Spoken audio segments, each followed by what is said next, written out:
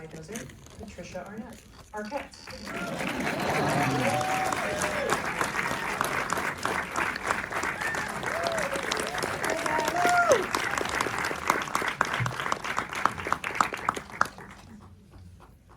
Hello, everyone. Thank you for coming to your intervention. That's my old trick, I say it all the time. You can steal it, I don't mind. I'm very happy to be here tonight, and I'm going to bring out an actress who I have an incredible amount of respect for. I worked with her on a show called The Act. And she's one of the most talented and generous actors that anyone could ever hope to work for, Joey King.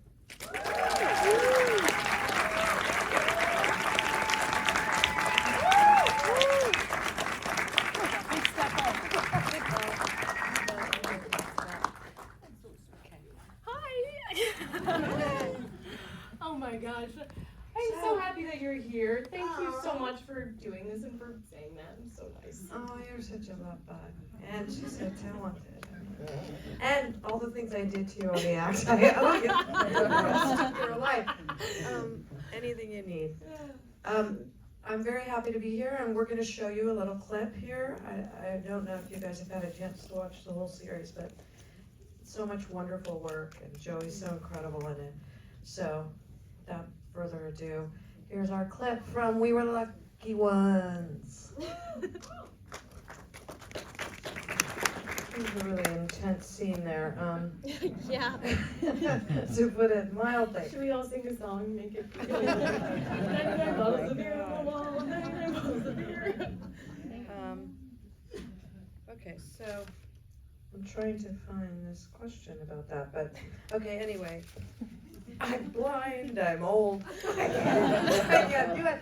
Anyway, that was a really powerful scene. Thank you. How did you guys prepare for that? And I mean, it felt, you know, this is part of your strength as an actress. You really are so natural and believable. And I could tell you were really in the moment, and he was really in the moment, and you guys were in that together. How was that to put yourself in that frame of mind that this is based on a real family and a real experience? How was that for you to be in that moment? I would, thank you for that question. I really love that question because I really love that scene. That scene was, to me, one of the most difficult in the entire series for me, because of how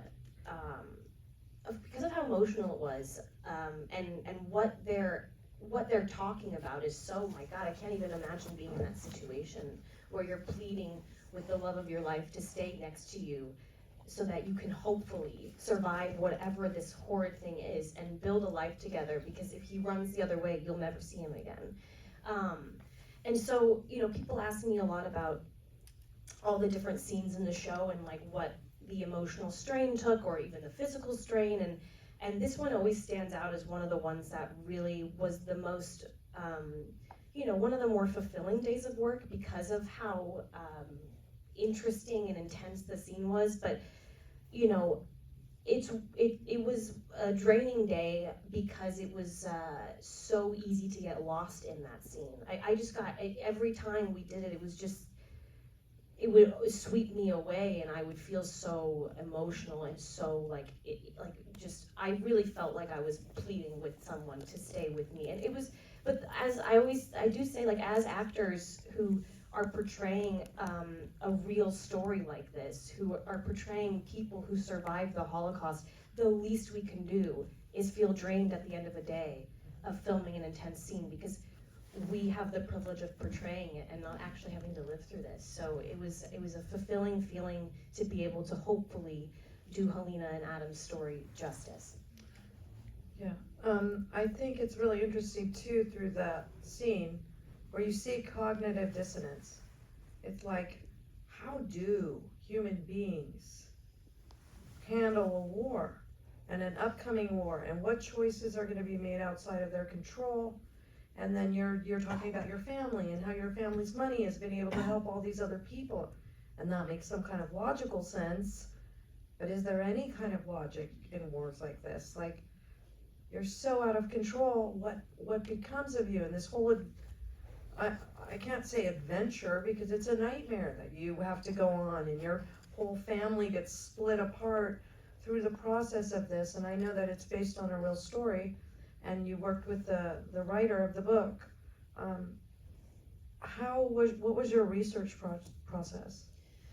So we were lucky enough to have, we had a researcher who was a part of our team, and he gave us, at the beginning of prepping for the show, he gave us a 300-page research packet, which was, it spanned across from like so many things, the history of Poland and Ukraine and how everything got separated, and also like the history of various different aspects of the Holocaust, various different aspects of what this actual kind of family might have lived through, not just because our story doesn't portray a family in the camps, you know, which is a very interesting and different kind of portrayal on screen of the Holocaust and Jewish people in the Holocaust. But we also had Georgia, the author of the book, whose real family went through this, and she was just amazing to have as a resource. It was just incredible. And so at the beginning of the show, before we started filming, but in the prep process, I devoured that research packet, which was so interesting and so helpful. And then I went to Georgia and asked her so many questions about Helena, because she never knew Helena, but her cousins knew Helena. Her cousins were Helena's grandchildren, and I got to meet Helena's kids. I got to meet her two children, which was her and Adam's two children, which was just so amazing. Of course, it was the accent work, which was also really interesting. And then, you know, there's like various things you kind of put your body through too, which is like, I always feel like a little pretentious when I talk about this. Like, I barely mention it when I'm doing press, but like, I did, you know, think about how much, like, obviously mental turmoil they're going through, and also physical turmoil they're going through. They're all of a sudden going from a well-off family who have beautiful meals together to like absolutely like rations and starving, and so there was a journey with that. And well, there's scarcity in war, right? There's scarcity, absolutely. There's scarcity in that everything that you're used to, your shops and your grocery store, the way you lived your life, you know, that you were an equal part of society and a citizen and even a privileged rich family, you know. And then all of a sudden this happened. So I know you made certain choices acting, you know, of how you wanted to change your physicality. The physicality was so important, and so that was like a big thing on my body. I'd never done that before. Lose weight. Yeah. 4 apart. And that was really an interesting experience. And then, you know, while doing that, I was also trying to, throughout the show, which was a 7-month-long shoot, consume as much of like different perspectives from the Holocaust that are true counts as possible. So I was reading various different books, whether it be like, there was a book I read that was a doctor who was a Jewish doctor who was assigned like to be in the morgue in Auschwitz, and like it was just I was kind of consuming all this. It was like, you know, I was so happy to be able to do that, but that's a crazy place to live in your head for like 7 months. Yeah, it's like bearing witness to all of these things, and it is a very different kind of portrayal of one of the many, many, many stories of how people survived or didn't survive during the Holocaust. But often we see things that are more centered around unfortunately, the death camps, and it's unbearable that there were such things. And what's so interesting is our Jewish family in this show, as seen, if you have seen this series, I believe in episode 6 or 7, is when they start to hear the rumors that those death camps exist. So it wasn't common knowledge for, you know, my character, it's funny to call her a character, the person I'm portraying, Helena, she was passing as Aryan. She had naturally lighter hair and naturally lighter eyes. That's why we decided to dye my hair a bit lighter, and like, so she was Aryan passing, so she was able to kind of move through the world and pretend that she was among people that she was supposed to feel comfortable with. And then in secret, they're finding out all these horrible things while also trying to, you know, sneak fake IDs for the family. Like, they're just, there was a keep moving forward, keep going for survival, and then every now and then they got glimpses of like what's going on outside of their family, and that moment when she's like, I heard rumors that there's like death camps and they're burning us, and it's just like, you realize, you know, when shooting this show, one of the things that was like really important for me to remember, and I mean, as all of us in this room know, everything that's ever shot ever is shot out of order, but like with this particular show, you know, you're portraying a real life war, a real life family story. It's so important to remember that like they don't know they're going to survive this. Mm-hmm. When Helena's pleading with Adam that she wants to have a life with him and have children with him, that is pure hope and survival, but she has no idea if they're going to make it out of that bunker. Like, this, keeping that mindset of like, they don't know that they're going to survive this, and like keeping that feeling of like desperation and trudging forward and just like, you know, focusing was really interesting. It's interesting too, because this scene takes place before she kind of becomes an agent of her own, you know, kind of takes on her own strength and starts kind of facilitating things a lot her own self, like. And it's also, this scene takes place before she, you know, I think there's a point where Helena is taking on this role of helping the family so much. Not that she thinks she's invincible, but I think she does think that she's able to have control over a lot of things. So this scene takes place before the finale, and in the finale, you know, it's not really a spoiler because they're the lucky ones, but she does get arrested by the Germans and has a really horrible 4 months in prison. And so, you know, it's just, her journey is so interesting. Yeah, and also there's a point where she's going through the woods, and you know, through these checkpoints, even though and she's the one also that's sort of like, we have to get out. She realizes before the family does, and then the family ends up, I'm giving everything away. Anyway, there's a very poignant moment also where the mom and dad have to leave their apartment.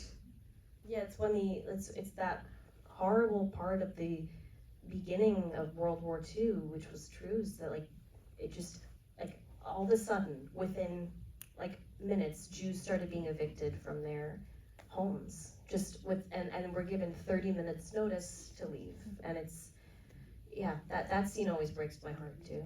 Yeah, it's a very powerful scene where she's looking at her house, and you can only take so much with you, and then the house that they end up getting, because the father has connections, walking into someone else's apartment that was taken from them, and not knowing, like, you don't want to be profiting or doing well off of somebody else who had to go through this thing too. So there's just so many layers of emotion in so many of these scenes, and to see this family, even though they are the lucky ones, to be split apart in this kind of a way, you know, a very close family to be splintered like that.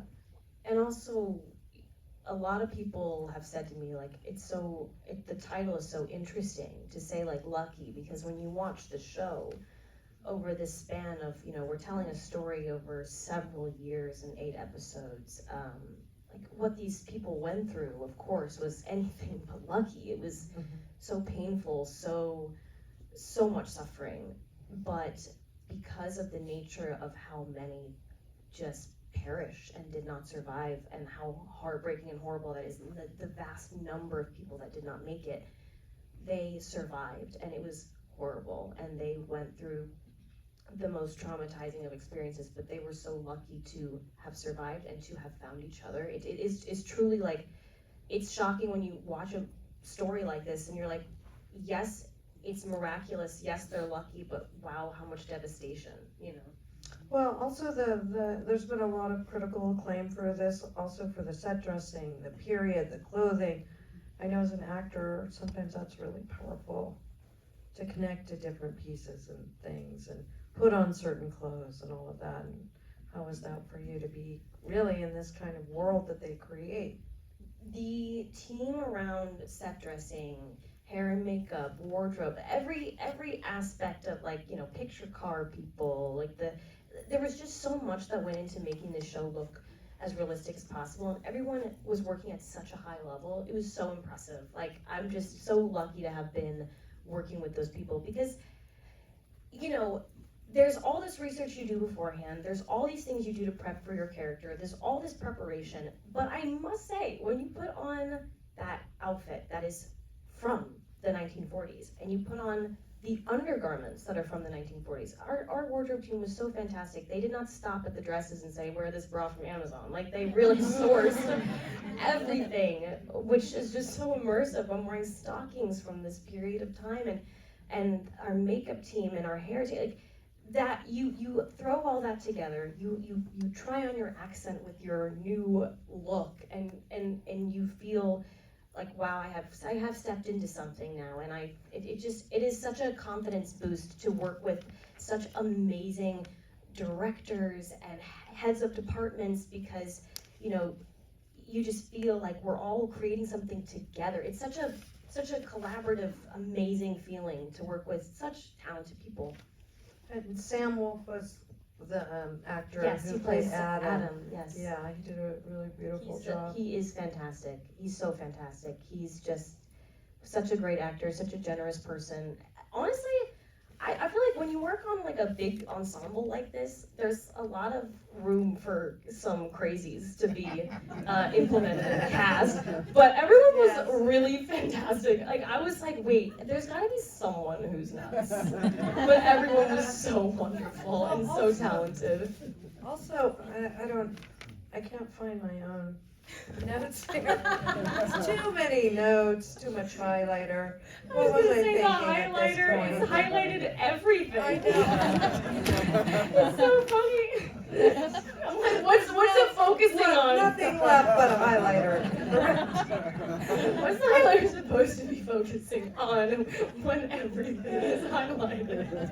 Okay, look, you have a diverse, incredible career, from ACT, Bullet Train, so many different things, and I know that you'd worked before with Logan, right? On Bullet Train, yeah. Yeah, and he played your brother? Again, yeah, my Yeah, brother so, again. what's going on? We want the dirt, we want to know what's happening. Super funny. The funny thing is, in Bullet Train, he plays my brother, who I despise, and I can't wait to kill him, and I spit in his face, and I'm the one who actually like helps kill him. And then in this series, we couldn't love each other more. It's so funny. So, were you thinking about this project, because you're one of the producers on this? No, I'm not on this one. Oh, you're not? No. Did you highlight that?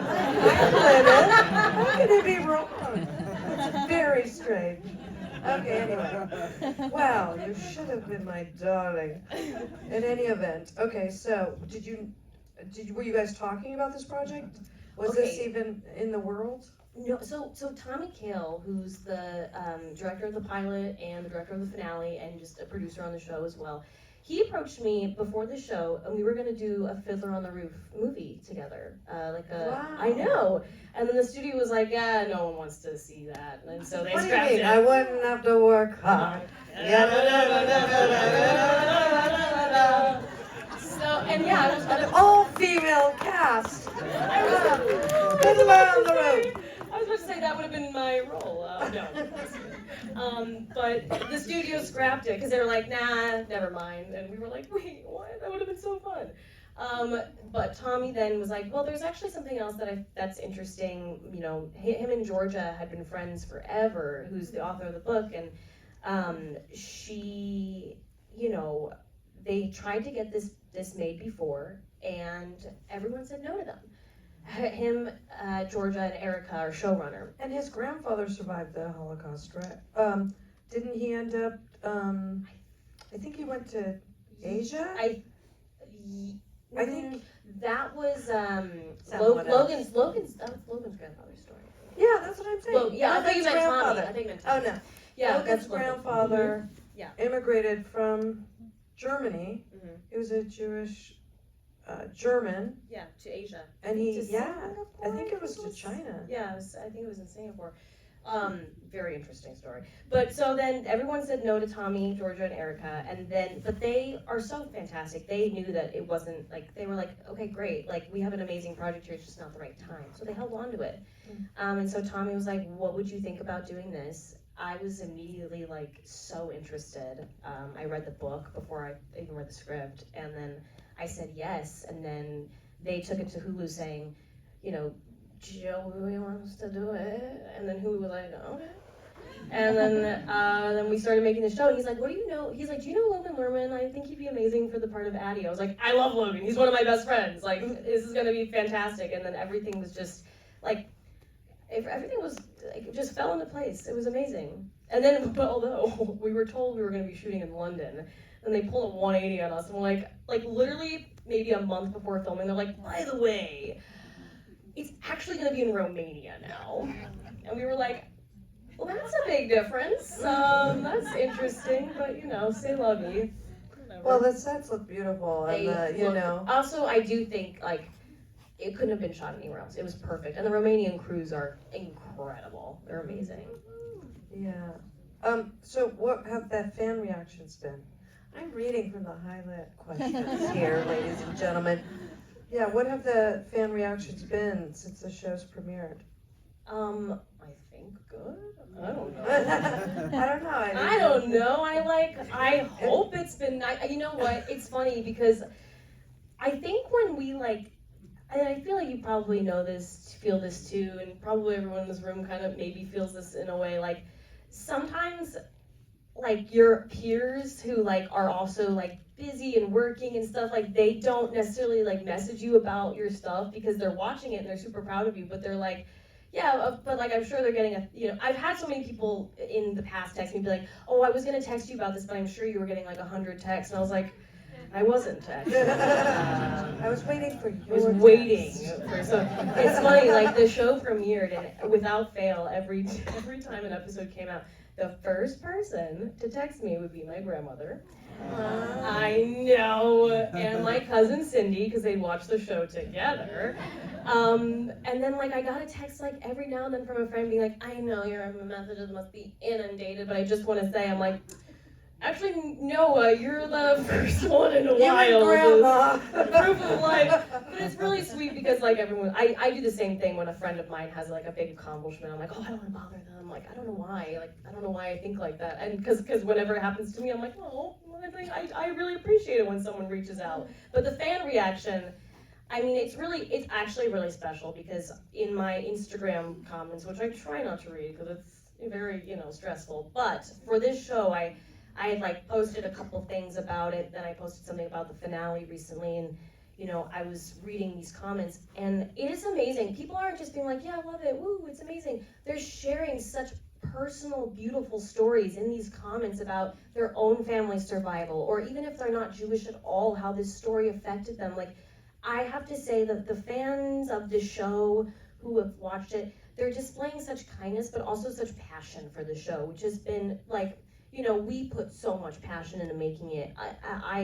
I'm so proud of it. I'm so proud of everyone who made it. So hearing the people who have watched it and really just, it resonates. It's so special. And when people who do know me reach out, it's a similar thing. Like, there's a passion for this show, and that is, I mean, that's invaluable. It's so special. I mean, it's so sad that since the dawn of man, we've been creating war, and families have been torn apart by war and the impact of war. And growing up in America, you know, after Vietnam, when I was little, there were still young people coming back from Vietnam or had fought in Vietnam. But since then, I mean, there's been Desert Storm and a few things, but in general, we here haven't had war on our land. Yeah. And this is still happening. We're still having wars, and the impact on families are being torn apart, and children are affected. It's horrible. It's horrible. Yeah, it is. Did you ever go to any Auschwitz or any death camps? Have you ever done that in your life? I haven't yet. I've always been kind of scared to go, honestly. Like, I've never been to Auschwitz, but it's before this show ever was even a thought in anyone's mind. I was in Berlin when I was 19 visiting my friend in college. I was sleeping in her dorm with her and we were just like having a great time. But I knew that there was a camp nearby that was about like a 2-hour train ride away. I'm probably botching the name of it, but I believe it's called Sauschhausen. It was a concentration camp, and I went and visited that camp. And that was a very, it's hard to articulate in like a way that sounds like intelligent or even that I can like convey or contextualize what it felt like. But the only thing I can say is like, I walked in there, you know, very pragmatic about it. I was like, okay, I'm gonna take this in. I'm gonna be fine. It's very educational, and I was there for a few hours, and then like, I don't know, like a switch flipped, a faucet turned on, and I just was like, you know, like sobbing, like quietly in the corner, so I wouldn't be like a weirdo and drawing attention to myself. But I was just like sobbing, and I like had to leave and had to get out of there. Like I'm a pretty like I'm not a very overly emotional person. Not that that's an overly emotional place to have an experience, but I wasn't expecting it is what I'm trying to say. I was like really trying to be like, okay, this is a museum and I'm here to see this and take it in, but it's just there's like a horrible energy in places like that, and it was really it made me really appreciate how brave it is to actually go visit a place like Auschwitz. Mm-hmm. Well, yeah, and I think not to like overgrandize actors or what we do or any of that, but I think when your heart's in the right place and you care about the material and you want to honor the material, you know, you have to open your heart in a way to this collective experience that is like one of the awful things of humanity, you know, that man does to man. And I think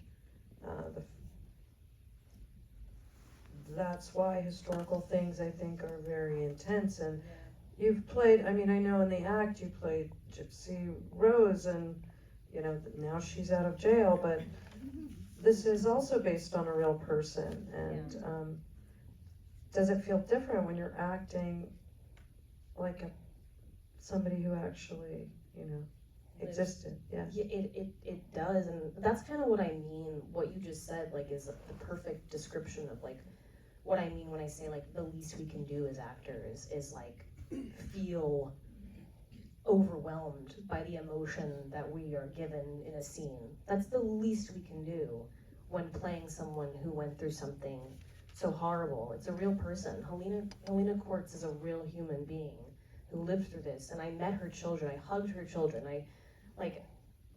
it's a different kind of responsibility. It's also different than when I did the act with you, you know, like Gypsy is a person who is alive and people can see her and hear her and experience her in the world, and there's a responsibility to that in a different way, because it's like, oh, some people can draw a direct comparison to like what I did versus what she, you know, it's like, that's a very interesting thing. This is so different because Helena's not alive anymore, but her story is so, you know, hopeful and devastating, heartbreaking, and so, you know, there's just so much joy in it as well in certain parts. I just felt a real, not pressure, but like undertaking to do this justice, to make her family proud. You know, I think we all felt that way. Every single one of us in the cast was like, we just want to do this beautiful family proud. And we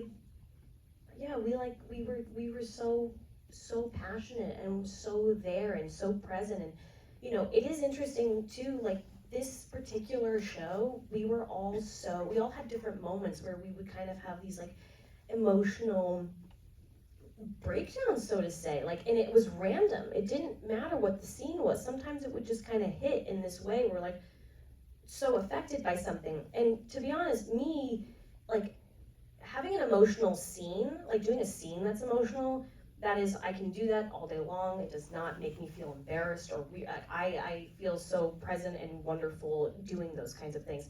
but when the camera's cut and I'm in real life, expressing that kind of emotion and crying in front of people, there's a certain shame that comes with that for me for some reason. I don't want to be, like, I laugh it off if I have a moment or I brush it off, but this particular show, we were all so supportive of each other, lifting each other up, that none of us felt that shame when we had these moments of deep affectedness that would just take on and take over, and we would cry.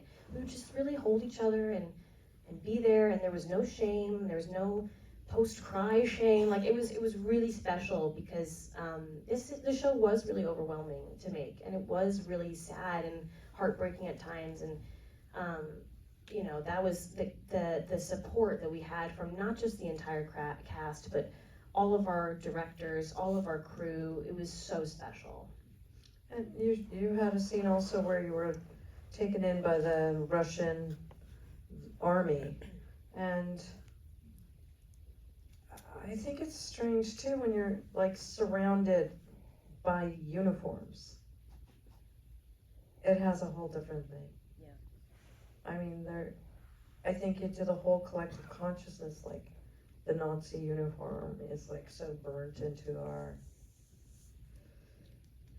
imagination, what that means, to all of us. And again, going back to the costume department and, people that have to work on in these things, they really do this kind of research to the umpteenth level, and the ration booklets or the different things that they make, I mean, it has to be so. I mean, Lisa Duncan was our incredible costume designer, and I do think about that with what you're saying. Like, it's such an art form. Like, every single sector of every head of department, every single crew member, everyone that had a job to do to make this show happen. There's so much emotion in that. Like, obviously, the director is like captain of the ship and is like taking on all the emotion from every aspect of that too, overseeing all of it.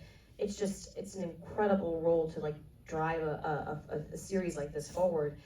And then also thinking about what you're saying with the costume designer, like the feeling of like sitting there and probably just like making Nazi uniform after Nazi uniform, holding it in your hand, sewing it together, like that's a deeply emotional experience, I'm sure. It's even a very intense thing, I think, for extras. Mm-hmm. Yeah. And all these people to put that on. We had some of the most talented background actors I've ever worked with.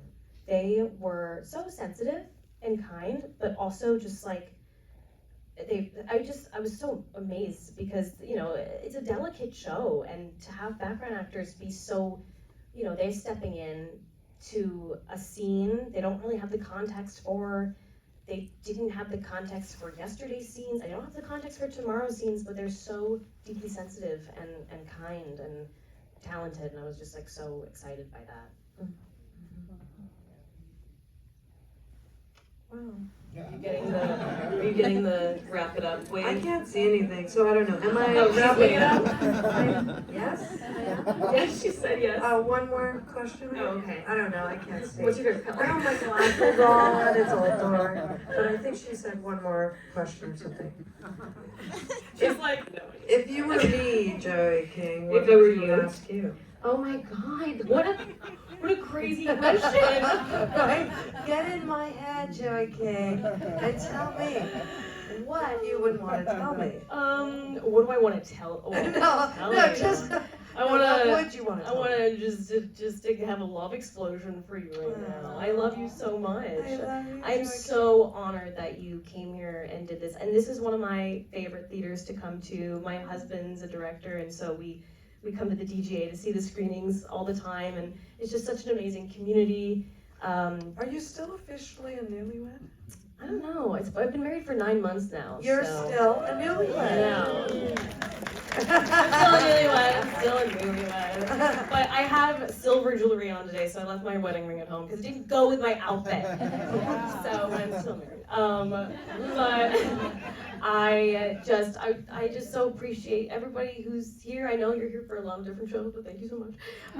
And you are the just the best. I don't even know what to say. You just, when I heard you said yes to this, I was like, oh, I was so touched. I loved working with you more than anything. I look up to you more than anything.